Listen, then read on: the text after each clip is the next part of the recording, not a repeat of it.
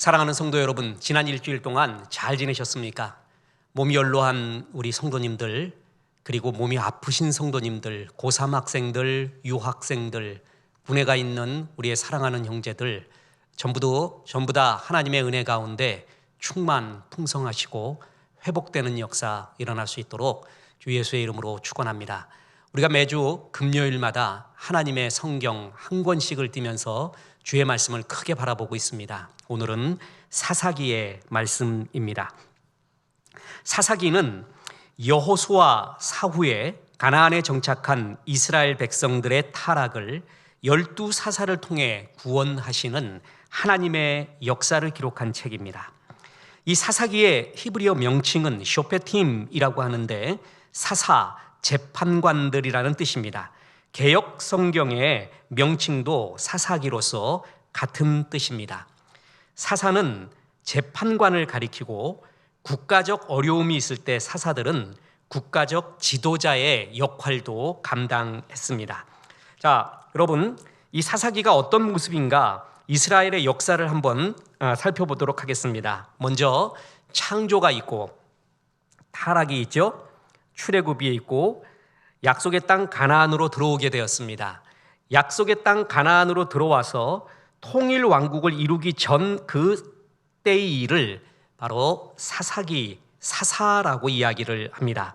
그래서 이 사사는 여호수아 사후에 이스라엘을 통치하고 구원한 12사도 사사, 어떤 성경학자는 사무엘까지 포함해서 13사사라고도 이야기합니다. 그 사사의 역사를 기록한 것입니다.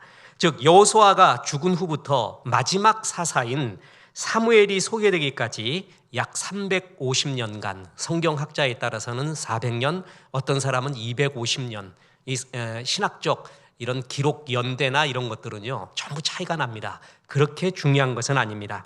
이 사사시대 이후에 이제 왕정시대, 초대 이스라엘의 왕인 사울왕으로부터 시작되는 왕정시대가 시작이 되는 거죠. 그러니까 가나안에 입성한 이스라엘 백성들은 여호수아의 지도하에 하나님께 순종함으로요 가나안 땅을 정복하고 땅을 분배했습니다.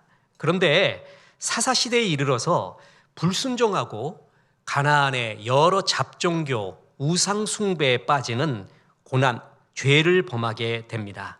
그래서 그 죄에 대한 징벌로 끝없는 고난이 임하게 되고 그 고난의 시기에 하나님은 사사를 통하여서 구원해 준 역사, 그것이 바로 사사기입니다. 사사기에는 7번의 배신이 나옵니다. 그리고 7번의 예속, 그러니까 하나님 앞에 범죄했을 때요 하나님은 다른 나라들을 들어서 그 나라를, 이스라엘을 심판을 하였습니다. 그래서 7번의 범죄와 7번의 예속과 또한 너무나 감사한 것은 7번의 구원이 나온다라는 것입니다. 인간의 계속되는 죄악, 그런데 하나님은 그 인간의 계속되는 죄악 속에서 계속되는 구원의 역사를, 은혜를 보여주고 있다는 것이죠. 우리 또한 지금 그렇지 않습니까? 계속 범죄합니다. 그래서 그 죄로 인하여 고난을 받을 경우가 많습니다. 하나님은 우리에게 좋은 걸 주시길 원하는데 죄가 하나님으로부터 오는 좋은 것을 막고 있다고 하였습니다. 고난과 징계, 아픔이 죄 때문에 임합니다. 그러면 이스라엘은 또 부르짖거든요. 도와달라고, 잘못했다고요. 그러면 하나님은 또 구원을 해줍니다. 계속되는 인간 범죄에 대한 하나님의 계속되는 구원의 역사, 그것이 바로 사사기의 이야기입니다. 얼마나 고마운지 모릅니다. 오늘도 우리가 잘못했다고 부르짖을 때, 회개할 때 주님이 다시 어떤 방법으로든 구원하여 주시고 역사해 주는 하나님의 이야기가 사사기에 끝없이 반복되고 있습니다. 우리 개인의 역사에서도 나라의 역사에서도 이 순환 구조는 계속되고 있다는 것이죠. 자, 이 사사기의 주요 구절을 보겠습니다. 사사기는 자기 소견대로 살고자 했던 이스라엘의 이야기입니다. 그래서 끝없이 반복되는 구절이 뭐냐면 사사기 21장 25절에 그때에 이스라엘에 왕이 없으므로 사람이 각기 자기 소견에 옳은 대로 행하였더라. 이게 사사기의 어떤 마차 같은, 기관차 같은 구절입니다. 이 구절이 4번이나 반복돼요. 사사기 17장 6절, 18장 1절, 19장 1절, 그리고 지금 읽었던 21장 25절. 전부 이스라엘에 왕이 없었다. 사람들이 자기 소견에 옳은 대로 했다. 지금 시대와 똑같죠. 왕이 없었습니다. 이때 왕이라는 것은 다윗이나 사울 왕을 의미하는 것은 둘째, 셋째 이야기고요. 하나님의 왕, 왕이신 하나님. 사람들이 마음에 야훼 하나님, 하나님을 왕으로 모시기를 싫어했다라는 것이죠. 그래서 내 마음에 왕이 없으니까 누가 왕이 된 거예요? 자기 스스로가 왕이 된 거예요. 그래서 이스라엘에 왕이 없으므로 사람들이 하나님을 왕으로 섬기기를 싫어하므로 자기가 주인되어 자기 소견에 옳은 대로 행하는 시대, 그것이 바로 사사의 시대였습니다. 오늘날도 그렇지 않습니까? 하나님을 왕으로 모시기 싫어합니다. 그래서 자기가 옳은 대로 다 행해요. 똑똑하다는 사람이, 의롭다라는 사람이 전부 이런 우에 빠지게 되죠. 하나님을 왕으로 모시기 싫어하고 자기 소견에 이것이 진이다, 이것이 선이고 이것이 미다 라고 생각하는 그 행동대로 하고 있는 시대, 사사시대이고 오늘날의 시대입니다. 하나님이 인생의 왕이 되는 것을 거부하는 사람들이고, 이런 인간들은 하나님의 평가에 의하면 여호와 목전에 악을 행하였다라는 구절이 계속해서 사사기에 또 반복되고 있습니다. 하나님을 왕으로 모시기 싫어하고 자기가 주인되어 자기 소견대로 살기를 원하고, 그리고 끝없이 하나님 앞에 범죄했던 시대, 그것이 바로 사사기의 시대입니다. 그런데 이 사사기를 이해하려면요, 간단한 순환 모형이라는 것이 있어요. 사사기를 가리키는 도표가 있습니다. 이 공식대로 이루어져요. 7번의 범죄, 7번의 징계, 고난, 7번의 구원. 자, 보세요. 사사기의 순환 모형, 범죄를 합니다. 뭐예요? 자기 소견에 옳은 대로 합니다. 그리고 여호와의 목전에서 수없이 악행을 합니다. 그랬더니 어떻게 돼요? 심판이 임합니다. 이때 사사기의 심판은 외국 외세, 그러니까 가나안의 여러 족속들이 아직도 남아 있었잖아요. 그 가나안 족속들이 침략해오는 심판을 받게 됩니다. 그랬더니 이스라엘 백성들이 끝없이 회개를 합니다. 그랬더니 하나님은 사사들을 통하여서 구원을 시켜줍니다. 이것이 사사기의 순환 모형이라고 하고, 사사기의 구조는 이 심층 구조로 되어 있습니다. 자기 소견에 옳은 대로 여호와 앞에서 수없이 죄를 범하는 인간, 그랬더니 이웃 족속, 가나안 족속들이 쳐들어옵니다. 살려달라고, 잘못했다고 부르짖었을 때 하나님은 사사를 통하여 구원해 주는 역사, 이것이 7바퀴 돌아요.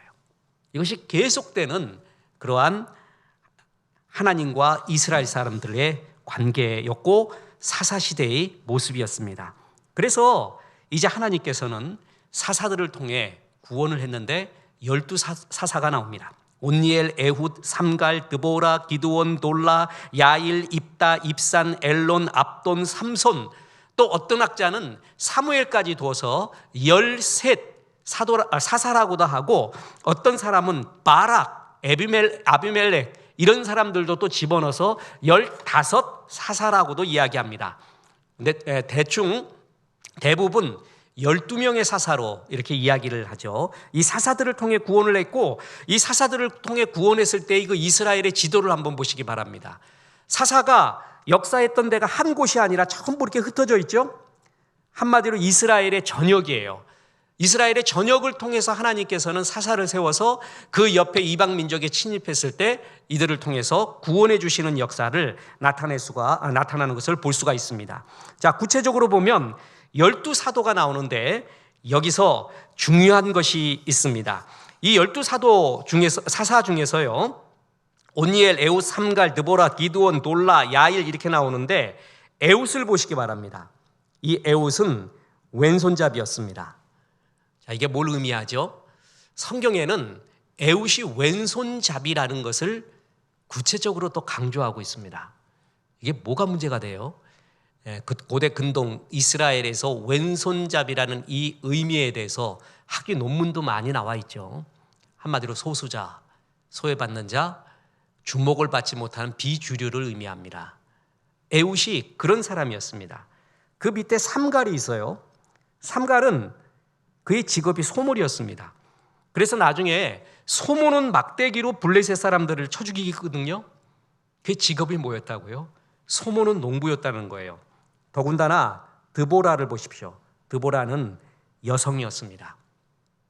이렇듯 사사는 훌륭한 출신 성분의 왕족 내지는 귀족 내지는 군사 집안, 이런 집안이 아니라 평범한, 아니 비주류, 아니 소외받는 사람도 많이 있었다라는 것이죠. 여성의 사사까지 있었고, 우리가 잘 아는 기드온을 보십시오. 기드온은 약한 집안 중에 가장 작은 자, 집안의 배경이 굉장히 약했습니다. 이것이 바로 기드온 사사였습니다. 또 보십시오. 우리가 잘 아는 입다가 있지 않습니까? 입다는 뭡니까? 기생의 아들입니다. 자, 한마디로 이러한 이스라엘의 사사들은, 다시 말합니다, 연약한 자도 많이 있었습니다. 뿐만 아니라 이스라엘의 사사들은 그렇게 뛰어난 사람도 아니었습니다.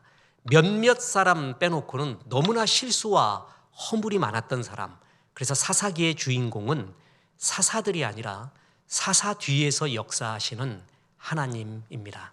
저는 사사기를, 구약을 전공하고 우리가 수요 예배 때 사사기에 대해서 끝없이 보지 않았습니까? 그 사사기 지금 벌써 소책자도 다 나와서 묶음까지 나올 정도였습니다. 나중에 하나님이 기회를 주시면 그걸 책으로도 또 이렇게 발간하는 것이 어떨까 생각 중에 있습니다. 저는 사사 중에서 제일 이해 안 되는 사람이 삼손입니다. 삼손에 대한 많은 책들을 참고하고요, 성경을 10번, 20번 읽어봐도 하나님이 어떻게 삼손을 쓸 수가 있을까? 삼손이 잘한 것이 무엇일까? 신앙적 양심과 신학적 지성을 모든 걸 발휘해도 이해 안 가는 것이 많아요. 그런데 히브리서 믿음의 영웅들의 이야기에 보면 삼손이 들어갑니다. 사사기의 주인공은 한마디로 사사가 아니라 사사를 사용하신, 그 부족한 자들을 사용하신 하나님이었습니다. 어느 하나 뛰어나고 아름답고 본이 될 만한 요셉 같은 사람은 없었다라는 것이죠.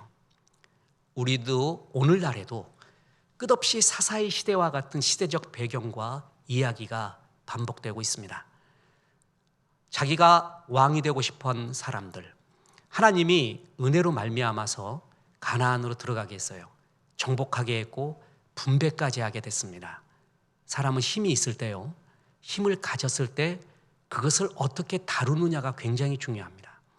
고난의 때는 잘하는데 평강의 때, 힘을 가졌을 때 못하는 사람이 얼마나 많은지 모릅니다. 이스라엘 백성은 이 힘을 갖고 안정이 되기 시작했을 때 하나님의 은혜를 잃어버리기 시작을 했습니다. 그래서 가나안 잡족속들의 우상 숭배를 따라갔고 자기가 주인 되는 삶을 살고 싶었습니다. 그래서 야훼 하나님을 왕으로 모시기를 싫어했어요. 왕이 없으므로, 왕을 모시기 싫어했으므로 각자 자기의 소견에 오른 대로 자기가 주인 되어 살아갑니다. 그래서 여러 가나안 다른 족속들에 의해서 고난, 징계를 받게 됩니다. 이들이 고통 가운데 부르짖었더니 하나님이 12 사사를 세워서 이스라엘을 구원하는 역사가 끝없이 사사기에 반복이 됩니다. 그리고 다시 말씀드립니다. 이때 하나님이 사용했던 사사, 재판관이라는 의미죠. 국가적 위기 때는 군사적 지도자도 되었습니다.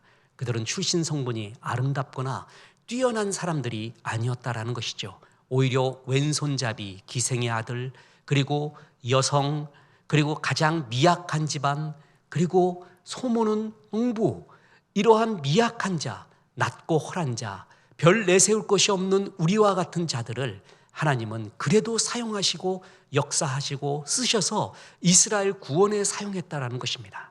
우리도 쓰일 수가 있다라는 것입니다. 그리고 우리도 하나님을 왕으로 모시기 싫어하고 끝없이 범죄했을 때, 또한 징계가 고난이 임했을 때 하나님 앞에 도와달라고 회개하며 기도할 때 하나님의 은혜는 계속되고 있다는 것, 그것이 사사기의 교훈입니다. 참 좋은 하나님, 속도 넓으신 하나님입니다. 이 역사가 사사시대의 이야기만이 아니라 오늘날에도 이어지고 있습니다. 하나님의 은혜에 감사하고 또한 이 귀한 시대에, 귀한 시기에, 귀한 시절에 범죄함으로 인해 징계받고 눌림을 당하고 이렇게 시간을 낭비하지 말고 충성스러운 종이 되어서 이 땅에 그리스도의 문화가 임하게 하고 많은 영혼을 주 앞으로 돌아오게 하는 데 쓰임받는 그런 귀한 생명의 시간들 되시기를 주 예수의 이름으로 축원합니다. 기도하겠습니다. 이제는 우리 구주 예수 그리스도의 은혜와 하나님의 크신 사랑과 성령님, 하나님 앞에 충성스러운 삶을 살라고 말씀하심이 이 말씀에 아멘 하며 주님이 쓰시는 사사로 살기를 원하는 성도들에게 함께 하셔서 이제부터 끝날까지 크신 영광 받으시옵기를 우리 구주 예수 그리스도 이름으로 축원하옵나이다. 아멘.